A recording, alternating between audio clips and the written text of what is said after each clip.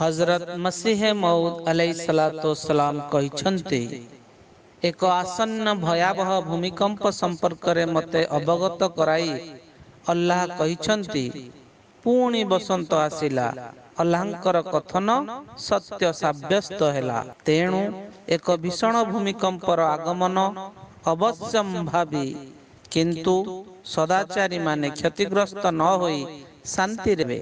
तेणु तुमे माने सदाचारी हुओ ओ अल्लाह ताला को भय कर, तद्वारा तुमे माने परित्राण पाइब।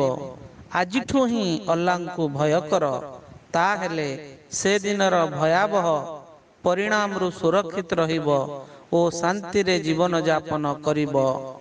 अल वसियत ओडिया अनुवादित पुस्तक इच्छापत्र पृष्ठा 4।